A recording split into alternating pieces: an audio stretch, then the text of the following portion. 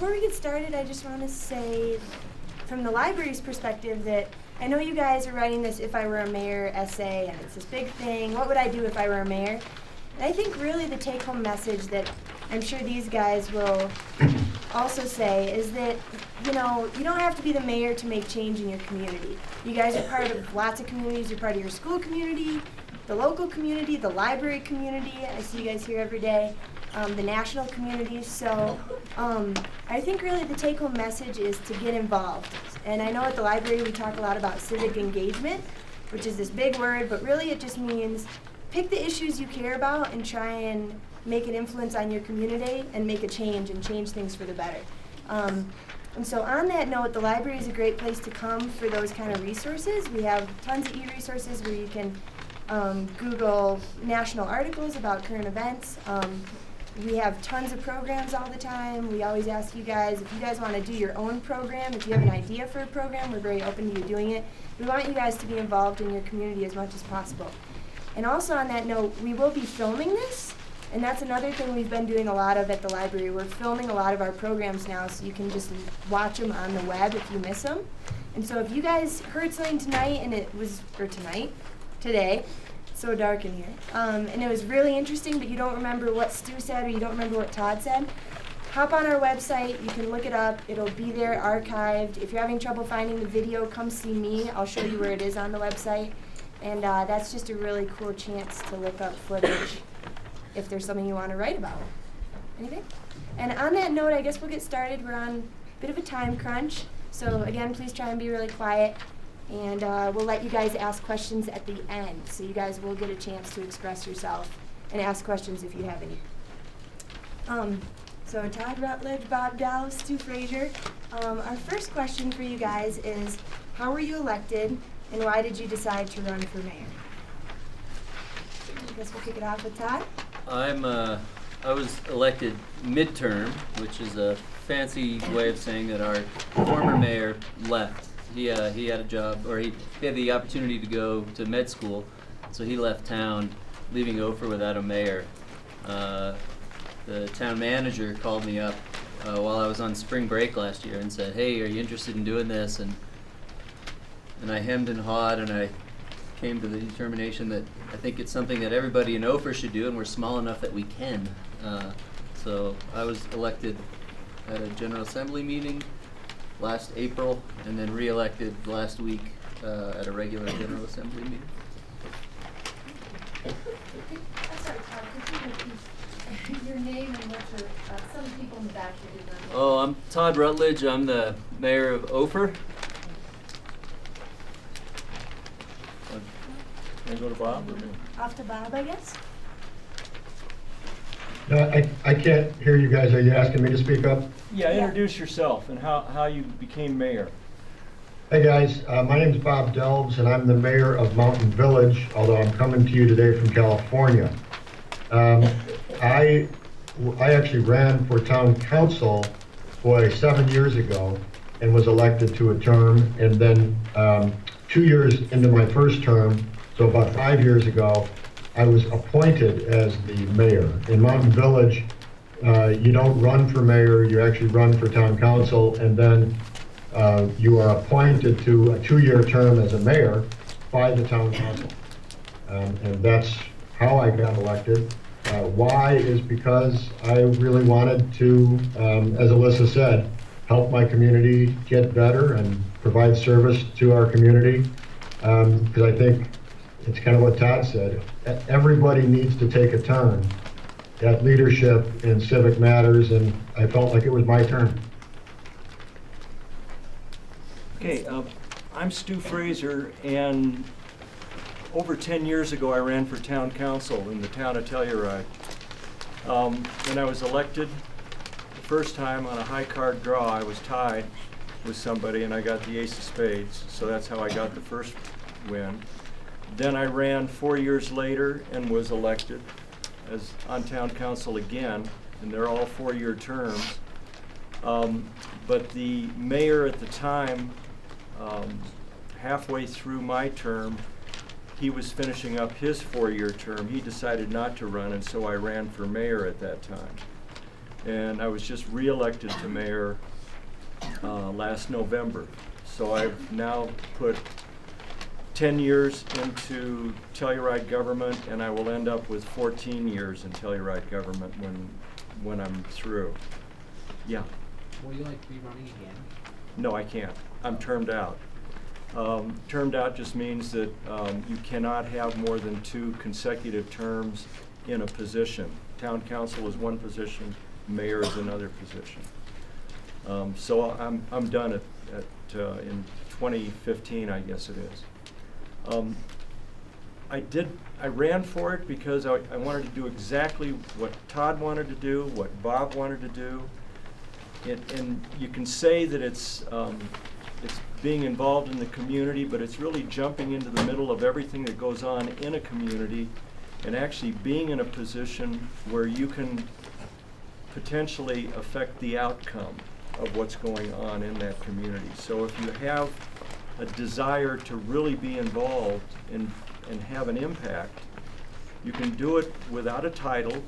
You don't have to be a mayor or a town council person, as Alyssa said. I attended a seminar where the title of the opening speech was, "You do not need a title to be a leader." And I think it's probably one of the most important messages that you can hear. You can do it from your seat, you can do it from your neighborhood, you can actively help a community and your neighborhood. So, that's it, I guess. Yeah. And on that note, we did have a mayoral and town council panel here at the library during last fall's elections. I don't know what that is. So here at the library, all the candidates came and spoke to the different issues. And that was really cool because the library wants to become a neutral place where a lot of these political discussions can occur. And, you know, the library isn't taking a stance either way, but we're here to provide information. And so that was really neat to have Stu and a lot of the other candidates here in the building speaking about their opinions on the different issues. So the next question is based on a little poll. We're going to box you out for a minute, Bob. Okay.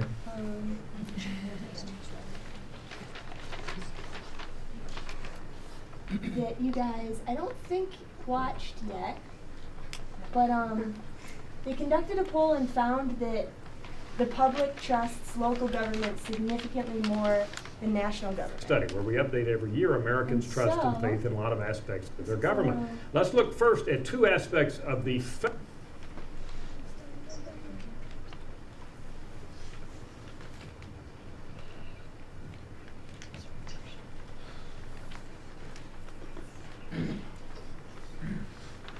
And this is what they found.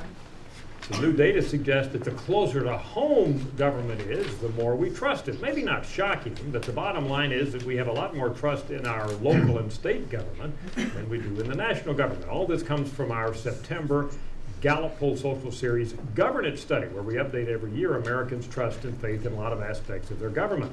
Let's look first at 2 aspects of the federal government, or the national government. The executive branch, headed by the president, how much trust? Only 42%. A great deal or a fair amount of trust in the executive branch. That's pretty low. Look at the legislative branch of the national government. That's at 47%. So less than half of Americans, this is the key, at this national level, have a great deal or fair amount of trust in the executive and the legislative branches. Now let's shift to the state. How much trust do you have in the government of the state where you live? Zooms all the way up to 67%. Then we focused in on your local government in the area where you live when it comes to handling local problems, and lo and behold, that's up to 72%. I'm Dr. Frank Newport, Editor-in-Chief of the Gallup Report. That's Dr. Frank Newport, Editor-in-Chief. So our next question is, why do you think, guys, that the public trusts its local government? I mean, 72% compared to, that's huge. So why do you think the public trusts local government so much more than national government? Let's start with Todd. I think that when we're talking about national government, it's this sort of other thing somewhere else out there, and we don't have any I think personally, sometimes I feel like our national government doesn't have any accountability to me as a citizen, or that I feel I can't affect change. In Ophir, we're a tiny town, 160 people, and people stop me all the time, and they know they can hold me accountable, and I think it's relationships. They develop relationships, at least at our tight little community. And there's when there's face time, I think you can build more trust than when you sort of let things go, let them do their thing, so to speak, in Washington. Go ahead, Bob. You know, it's a similar answer. It's a similar answer that it's that I'll answer the phone. If you call me and you have a problem, like you didn't think your road was plowed the right way, I'll answer the phone and I'll look into it and we'll make sure that we plow the road the right way. And therefore people see the results of the money they're spending. People pay taxes and they want to get something back for their taxes. And at the local level, they see it. At the state level, they don't see it as obviously, and you can't pick up the phone and call the governor because he won't answer. And you certainly can't pick up the phone and call President Obama because he can't answer. And it's just that level of accountability, responsibility, and being able to see what you get for your money. When I look at it, it's like what Todd and Bob said, but on top of that, what we do affects each and every one of you and your parents. And at the state or the national level, it can affect you, but you don't really necessarily see the effect upon your personal life. When we put something on a ballot, it's going to cost you, your parents, money directly if it passes. It will mean something will be done. We're building a water treatment plant at the east end of the valley, and it means that there's going to be clean water for everybody in this room, in this town, in this region for decades to come. At the bigger level, you just don't see oftentimes the effect, because more and more work is being done at the federal level and the state level, and less is being done at the local level, because we're running out of money just like everybody else is. But it's just, when I walk into Carl's class, he knows who I am and he'll tell me exactly what he thinks, like he did on Prairie Dogs. So and he knows he gets a reaction out of it. So it's not messing around. You know exactly who we are and how to touch us and to get an answer to your questions. And that doesn't happen beyond here. Yeah, so on that note, you guys may be wondering, or I know you probably went over it a bit in class, but local government provides a lot of services, right? So many, we probably don't know all of the ones that they provide for us. So the next question is, in your opinion, guys, what are the top 3 most important services provided by your town government to the people? And let's start, I guess, with Stu this time. Okay. Clean water, effective sewers. When you flush your toilet, it goes down and out and away from your house and doesn't sit on the floor. And clean, and transportation and clean streets. Now, a lot of people would say we don't keep the streets that clean, but in the wintertime, if there wasn't a government, who would be doing the snow plowing? You'd have to go out and hire somebody to do it. Nobody's going to do it on a volunteer basis. They want to be paid for doing it. So those are basic services that are provided. There's many more than that, but those are 3 right now that I think are extremely critical. We actually provide water to a lot of the region and sewer to a lot of the region. So for example, the Galloping Goose specifically? Yeah, the Galloping Goose, Home Safe when it was around. Guys, how many people have ridden the Galloping Goose in the past week? Everybody, right? No, William? William's been walking, which is good for his health. But how much do you pay to go on the Galloping Goose? Gosh, I wonder who pays. Your parents. I do. Everybody that lives in the town that pays taxes pays so that we can all ride the Galloping Goose free. Yeah, If you like don't live in like the actual like town boundaries. you're in the county then. Okay. In the county, there is bus service that we provide out to Lawson Hill, and Telluride and Mountain Village comes down here when the gondola's down. You do? Yeah, when the gondola is not functioning. And Bob? Yeah, so speaking of the gondola, I think one of the most important things we in Mountain Village provide is the gondola. The gondola, you all think it's free, but guess what? It costs $4 million a year to run the gondola. And there are 2 million people a year who ride the gondola.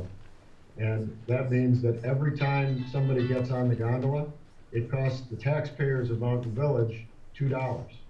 And that is a really, really important service that, it's so much more than a ski lift. It connects our two towns. It's a big tourist attraction. A lot of people come to see the gondola and ride the gondola.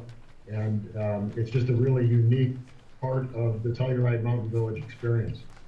The second thing I would talk about is essentially public works.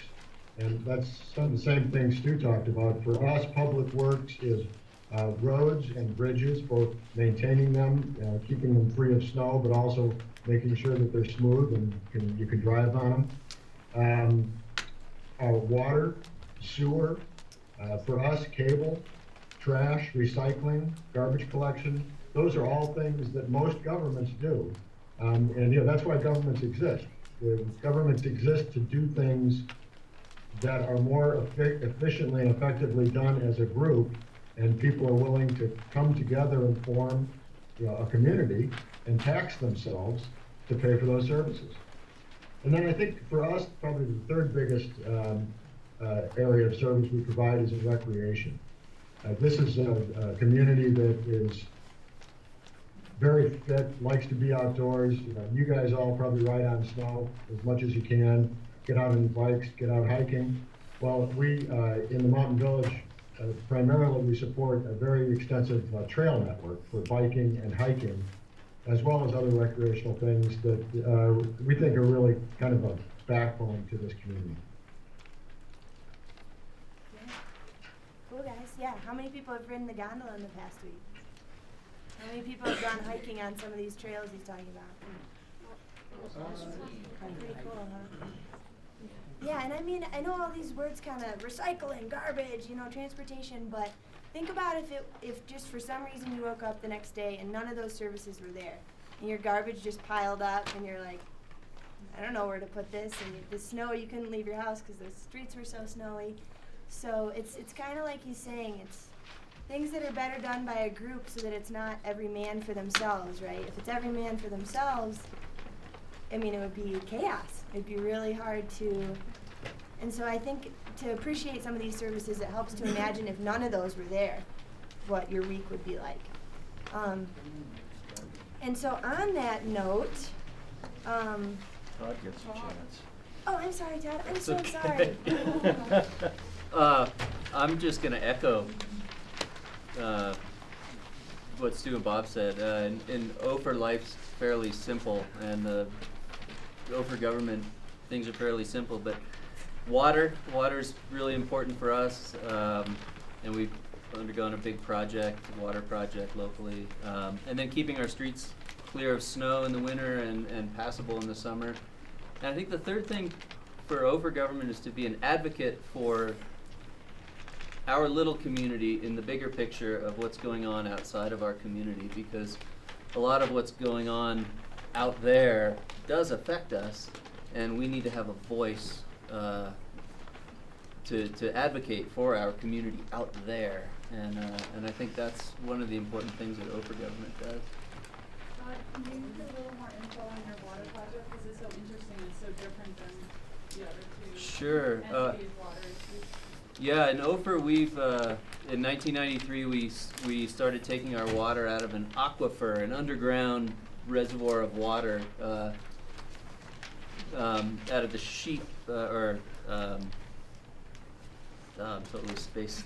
Werner Springs. It comes out of the north side of our valley, and we have water rights from groundwater coming out of Waterfall Canyon, but the creek, we have water rights to that, and so we have for, gosh, probably going on 5 years now, have been working on a project to take groundwater, surface water from the creek in Waterfall, bring it down this big old pipe that drops out of the upper part of the canyon, goes all the way across the other side of the valley to a treatment center that we built.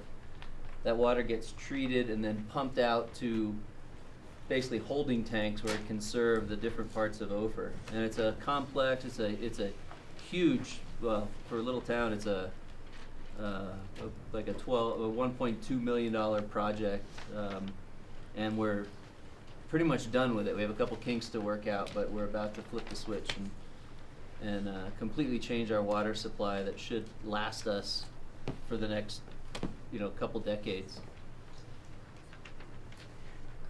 So the pipes, they go like all throughout Waterfall Canyon? There's a old pipe from like the mining days that comes down out of Waterfall, and we've been using that. We tested it out a couple weeks ago, and the thing blew up. So we got a couple kinks to work out, but we're getting there. Very cool. Cool, so most of the time things are going hunky-dory, hopefully, but there's obviously issues and there's obviously things that citizens want to see changed, that people want to see changed. So the final question is, what 3 issues do you think are most pressing for your town right now? In other words, what 3 things would you like to change during your tenure as mayor? And let's start with Bob this time, since he hasn't gotten to go first yet. Okay, well, anybody that's in an elected position will tell you that the most important thing is always money. And for example, in Mountain Village, we manage about a $24 million budget every year to pay for all the things that we provide to our taxpayers. That means that our taxpayers in total write us a check every year for $24 million, and they absolutely deserve to know exactly how that money's being spent, and that it's being spent in an intelligent, accountable way. And that we conduct all of our affairs with complete transparency. So there's no secrets, there's nothing hidden. Everything is done in public meetings, and everything can be explained to the taxpayer. And then on top of that, we hold our town staff, the people who work for the town, and get paid by the taxpayer, if you will, that we hold them accountable to deliver the things they need to. And that's always true. That's going to be true year after year after year in every town, in every county across this whole country. And it's the most important thing that your elected officials can do. Speaking specifically to Mountain Village and some things I'm concerned about, probably the thing that needs to concern us the most is that we might burn down. Fire is a really, really big concern. Our forests are less healthy every year, and it's a naturally occurring thing. They're less healthy simply because they get diseased, the trees die, but whereas 100 or 200 years ago, we would we would have fires that then burn down the forest and replenish the forest. We don't do that anymore because if we have a fire, all of our buildings will burn down. So you have a dying forest that can't regenerate itself but through fire, and we need to keep it healthy and get rid of all the dead stuff out there so that we don't have a fire. And when you live in the woods, it's something you got to be really concerned about. The third thing, and Stu already hit on it, and you talked about it, it's water. In the west, if you live west of the 100th meridian, you need to understand where your water comes from, and you got to make sure you own it and have the right to use it, and understand who else does. And those are hugely important things that we need to focus on. Let's go. Okay, in Telluride, I'm going to go back to water since everybody's mentioned it. There has been a project that's been ongoing for 20 years, and it started out with securing our water rights, meaning we had to go through legal battles and spend over $1 million in getting water rights so that we would be able to build a water treatment plant at a later date. And then there were legal battles with other landowners in the same area, and it just went on and on up until probably, well, 10 years ago when I got involved. The town attorney, Sandy Stuller, who lives over in Uray right now, she told me that if I ever let that battle for water rights and the water treatment plant fail, that she would come over and she would physically abuse me. She just said, you cannot let anything negative happen here. You've got to keep fighting for it. So for 10 years I've been fighting for it. We now have all the water rights. It's a $10 million water treatment plant. It's being built up at the east end of the valley. We just got through, I'll get you in a second, Zane. We just got through laying 10,000 lineal feet of pipe where we had to trench and dig, you know, the road that goes up to Bridalveil Falls? Yeah, oh, I remember that. Yeah, we had to dig out that road to put the pipe underground there. We're gonna have to go over the cliffs from the, where the waterfall is and run pipe up the cliffs. And in order to get to the source of the water, which is primarily Blue Lake. And this will be the first time Telluride, or this region, has ever had a storage facility for water of that magnitude. It's not tanks, it's actual lake. And we've secured a major percentage of the water that's in there. So that's number one for me. When I leave office, I want that water treatment plant in full operation because I can't threaten anybody like Sandy did to me. It's so important, we've got to get it finished. Secondly, and it's as important as water, and it's the economy, because when Bob talks about money, when Todd, talks about money, it's not like we want money, but what we want is enough money to achieve the goals that have been set aside by the General Assembly or the town councils, and what our ultimate responsibility is. And the only way that money occurs is through sales tax, through property tax, through real estate transfer tax, depending upon which community you're in. And that money feeds $24 million into Bob's government, feeds $26 million into the town of Telluride. In addition, the $10 million that we're spending on the water treatment plant is something that's paid for separately through, it's called a bond issue, that all of the people that live in the town of Telluride are paying for. So that's above and beyond the $26 million. And so a healthy economy is absolutely critical for all the businesses that are in town, all of the people that live here, all of you kids. If your folks can't earn money, however they earn it, they're not going to be able to continue to live in this community. So that is an extremely important part, having a healthy economy. And we've just gone through, it's been touted as the worst recession since the Great Depression.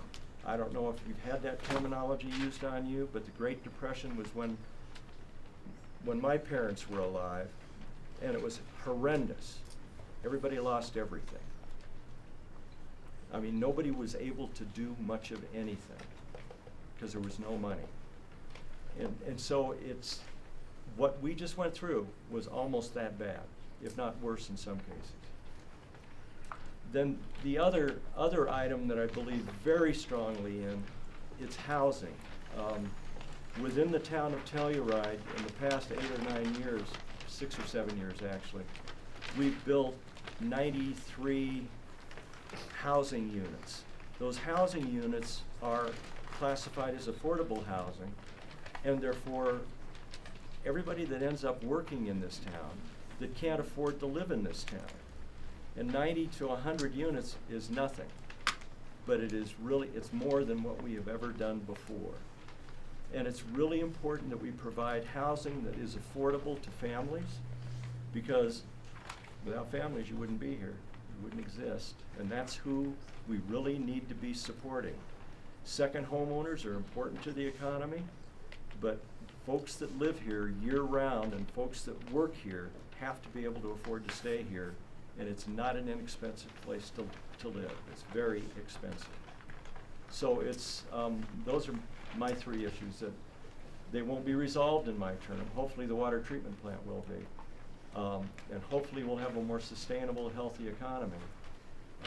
And hopefully we'll have more housing, but that's gonna have to continue for the rest of the life of Telluride. They're ongoing. Okay. Great. Yeah. How many people here know somebody that lives in one of those affordable housing units? Zane lives in it. Yeah. I lived in Shandoka for 2 years. Right. It's an awesome deal. It's so, I mean, it's cannot be understated how huge that is, right? Yeah, Zane actually had a question. Yeah, Zane, what's Oh, up? yeah. I was wondering where because I live in the east, where is the water treatment plant gonna be? It'll be way, it'll By the be mine. up near the mine, up near the mill side. Actually, we're gonna put it right in your backyard. Have you ever heard of NIMBY? What? Have you ever heard the term NIMBY? It's not in my backyard. It runs rampant within this community, probably in Ophir, and I yeah. think probably in Mountain Village as well. A water treatment plant will not go in your backyard, Zane, but it'll go in somebody's backyard. It'll go in mine. Carl wants one in his backyard. Yeah, Yeah. that's the way Carl lives. In Ophir, I feel like we're in a good place with our water project. So while it's hugely important that we continue to, actually pull it off, I think it's going to. So I'm not going to include that in my list of 3. But where our water comes from is Ophir's greatest resource, which is our, the surrounding area. I mean, the town of Ophir is just this tiny little slice in the bottom of the valley, but what makes it so incredible is everything around it. And so I think one of our most important things is to protect that, and we can do it in a twofold way. One is to hopefully get this wilderness bill passed that would protect the south side of our valley, create a wilderness area. And then secondly, the uranium mill that they're proposing to build out in the west end of town, we're fairly certain we get some dust and particulate matter that blows into our valley. And I mentioned our water treatment, that's surface water. Well, that surface water gets affected by that. So I'd like to protect our valley through the wilderness, getting the Wilderness Act passed, and maybe seeing what we can do about this proposed mill, to protect our water. The second thing I'd really like to see happen in Ophir is we have no cell service and we have no high-speed internet, and I'm fine with no cell service. That makes life kind of simple, but I'd like to get high-speed internet brought out to Ophir. We have a community that is, a lot of people are working from home. More and more people are working from home, and I'd like to support them by giving them the tools to be able to more effectively work from home. And then I guess the third thing is touching on how we fund our town. The majority of Ophir's very small budget. We have a $200,000 budget, so we're we've trimmed the fat as best we can. But it comes from real estate transfer taxes. So when a house sells, a percentage of that, it's basically a tax. That's a percentage of that sale goes to the town, and that's how we funded. That's how we funded our town, and it's not sustainable. And so I would like to change how we fund our town to something that's more sustainable and can build. Basically makes a savings account for our town, create a system that would enable us to put money aside for that rainy day that's undoubtedly going to come. Laura, Mrs. Tasha. Yannikov, So, I guess this is an obvious question, but I thought I'd ask it anyway. Why you don't get any funding from sales tax? Because we have no sales. There's only cottage industry, meaning in your house with basically no sign out in front is allowed in Ophir. So yeah, we don't have any sales tax. and what about taxes, property taxes? We get a percentage of property taxes, And we can raise money by having mill levies where a certain, we just did this last November. We approved a mill levy that will, basically each Ophir resident will pay a little bit more, and Ophir will get, that money. But again, that's not a lot in the revenue stream into our town. Great. Yeah, so guys, I know you studied the uranium mill earlier this year, didn't you, when you did your mining? Yeah. So all these issues tie in, right? I mean, even the water is huge in the West. If you guys ever get it, I mean, the best class I took in college was water rights in the West. And super interesting. It's obviously a state issue too, this isn't just a local issue, where do we get our water? States have to worry about where do we get our water too. So the Colorado River is divvied up so much. Every single droplet in that river is so accounted for that it doesn't even reach the Gulf anymore, right? It peters out.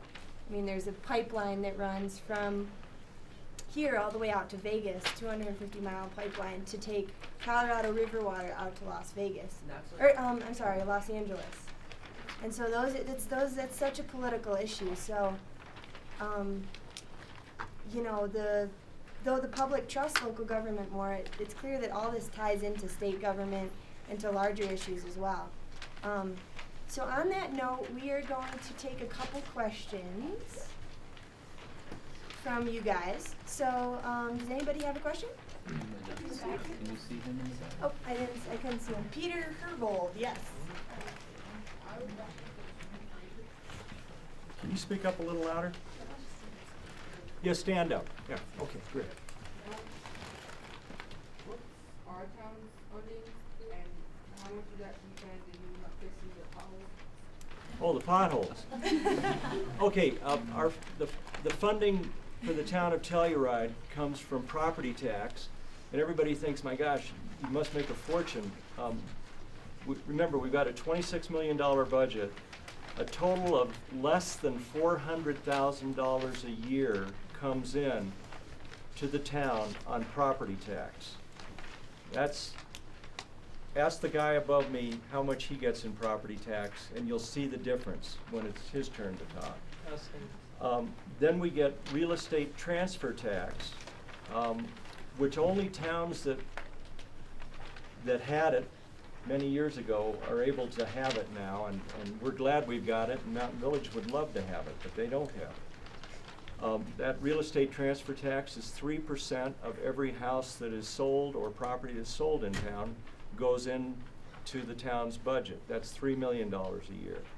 Sales tax, we get roughly $6 to $7 million a year. None of that adds up to 26 million. But then you've got sewer fees, water fees, all of this other stuff where money comes into the town to pay for services that we provide, and it passes through to pay the bills. The potholes, if you think about the spur and the potholes that were on it, and the spur is everything from the roundabout out to Society Turn. That's 3 miles long. We had spent $2 million to get it out to the Shell station when we actually redid the entire spur and put in a new base material and asphalt and did all of the right things. That was $2 million. To do a temporary fix on the last $3 million, which will get us from the spur or from the Shell out to Society Turn, that's going to cost us $10 million. That's what it would cost to fill the potholes on the spur. The $900,000 that we just got through spending is a temporary fix. It's like cosmetic surgery that will only last for. Band-Aids. It's a Band-Aid. It's 5 or 6 years, and then we'll have to go in again and we'll have to do it correctly. That's actually the 4th item of my 3, and that's to make sure that we're in a position to do it correctly after I'm gone from office. But potholes it's difficult because we live in a freeze-thaw situation, all 3 towns, and the heat of the day allows you to have all this melting, and then at nighttime, everything freezes. And if you have potholes and you try to fill them with asphalt material and you do it while you're still going through the freeze-thaw period, the potholes just disintegrate. I mean, the material inside just goes away. It doesn't hold. It will not adhere. So you have to wait until April, May, or June, when the ground's not frozen. Then you can fill it in. You can patch it like we're going to have to do for the U.S. Pro Cycling Challenge, since it's going to come in on Colorado. We've got to have all the potholes resolved, at least temporarily, and that costs a lot of money. And it's just going to have to be done. I can't tell you how much per pothole. He has a follow-up real quick, Yeah. and then we'll let other people ask, just a quick one. Stand up so it's You spent all that money on fixing the potholes, is that like take away other money for fixing the There is only, it's a finite amount of money. If you've got $10 in your wallet, and I've got $26 million in my wallet, I can only spend $26 million, you can only spend $10. That's it, there is no more. So if you want to go to a movie and you want to go to Brown Bag and you want to go to all these places and it costs $12 and you've only got 10, all you can do is spend 10. All you can do is buy $10 worth. 26 million, I have the exact same problem. I can only spend what I have, and I have to set priorities on every single issue. Yeah. What do you spend? I'll Let's let Cole go since you asked a couple earlier. Want to spread the chances here? Has the town like ever been sued for people slipping when they're going through the crosswalks? Yes. The town is in a government is an interesting entity in that governments typically can't be sued if they're trying to do their jobs related to safety, health, safety, and welfare. Doesn't mean they won't get sued. But we have had people that have fallen, and for, let's say somebody hasn't done the work of cleaning a sidewalk or cleaning a street, they could be liable to a certain extent. But yes, suits occur on a regular basis. We are always fighting suits. Okay, let's do Reva. And that might be the last one. And my question is for Steve Fraser. My dad wanted to make sure I asked this question. How fairly are the lodgers in the town of Telluride taxed? How fairly are the lodgers, the folks that come in? The lodge, the people that own the hotels, that manage the hotels, that own and manage the hotels. Well, we don't tax them. There is a resort fee, which is an excise tax that was voted on by the community. And they are all taxed at a similar rate for that excise tax fee, which is 2% of whatever the lodging fee is. So it was voted on by the public. All taxes are voted on by the public. Not fees, but taxes. And everybody gets the same rate. They may not think it's fair, but that's what it is, and it was voted on. Great. One more. Should we do one more? Sure. Q? My question's for Todd, and I was wondering if you're planning on keeping Ophir only like houses, or do you want to make stores and businesses, or just keep it like the small community? Yeah, that's a great question. We conducted what we call a master plan survey, where we sent out a survey with questions to all the residents to get their input as to what they would like to see the town look like over the next 10 years. And it was fairly overwhelming that the town really kind of likes it the way it is. So there are no plans to change the land use codes so that they would allow businesses. We can have more houses come up, but currently that's it. Yeah. Good question. Go ahead. One more. Let's do Zane. Okay, for Ophir again, for Todd. So right now, it's totally up to the residents if they want to either just keep their houses or to have businesses. So like every time you wanna like think of something to do with the town, you have to make sure everyone in the town has an input? Yeah, Ophir, our system of government is a little different from Telluride and Mountain Village in that we have what we call a general assembly. That's how we govern. And so every Ophir resident has a vote. And as opposed to having a town council where you elect council members who then go about conducting the business of the town to a degree. In Ophir, if you want to get something done, any resident can propose something and then the other residents vote on it.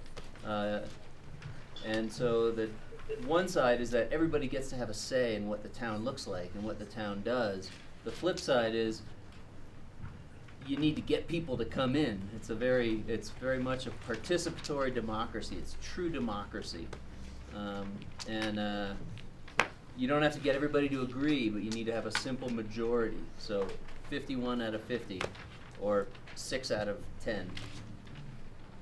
And what does that remind you guys of in terms of what we've been learning in history? It's a direct democracy, but what he just described, what is Ophir like? It's a self-government we saw up in the northern colonies. Remember when we talked about Salem and other places? Okay, one more. Zach, did you get to ask yet?